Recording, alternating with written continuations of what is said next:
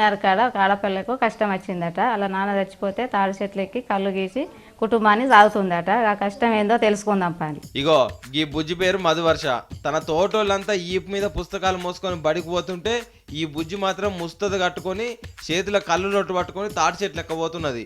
మొగోళ్ళ లెక్క తాటి చెట్లు ఎక్కుడు కష్టమయ్యే వరకు కొబ్బరి చెట్లు ఎక్కేందుకు తయారు చేసిన మిషన్ తెచ్చుకున్నది. ఇక రోజుకి ఇట్లా తాటి చెట్లు ఎక్కి కళ్ళు గీస్తుంది. మంచిగానే మోర పెట్టి లొట్లకు లొట్లు కళ్ళు దించుతున్నది. మధువర్ష చేతుల మీదకెళ్ళి కళ్ళు తాగిన వాళ్ళంతా ఈ బుజ్జి జోరు కళ్ళు పోస్తున్నది అంటున్నారు.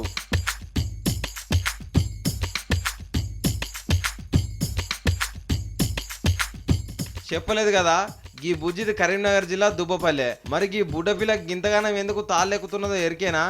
ఏదో బుద్ధి పుట్టో రికార్డుల కోసమో కాదు, సంసారం మొత్తం ఈ పిల్లనే మోస్తున్నది. అరే బుజ్జి, ఎందుకు ఇట్లా చేస్తున్నావు చెప్పురా. నాన్న చనిపోయిన దగ్గర నుంచి ఒక 10th క్లాస్ వరకు చదువుకున్నాను. ఆ తర్వాత ఇక ఆర్థిక పరిస్థితులు బాగాలేక, ఇంట్లో తిండికి పరిస్థితి బాగలేక, మా కుల వృత్తి కాబట్టి వేరే పనికి వెళ్లకుండా ఈ కుల వృత్తినే చేసుకుందామని ఇలా చేస్తున్నాము. అబ్బా చూడుండ్రి, ఎంత కష్టం వచ్చిందో పిల్లకు. అందరి లెక్కనే చదువుకోవాలనిపిస్తున్నదట.